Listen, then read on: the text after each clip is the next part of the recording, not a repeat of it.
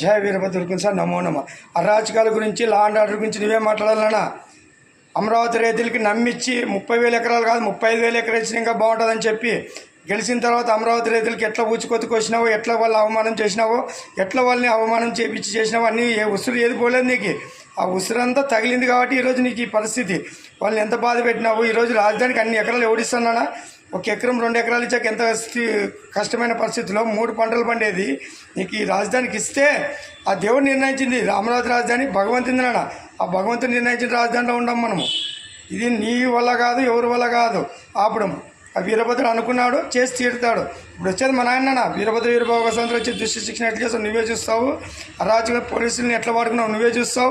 మధుసూదన్ రావు గారు డిఎస్పీ గారు మీకు కూడా ఒకటి చెప్తున్నానండి, మీరు కూడా మీ సంఘం తరఫున మీ ఉంటుంది కదా యూనియన్ మొత్తము మీ డిపార్ట్మెంట్ మాట్లాడాలా. ఇట్లా అవమానం చేస్తుంటే, హెచ్చరికలు చేసుకుంటూ కూర్చుంటే ఇంకా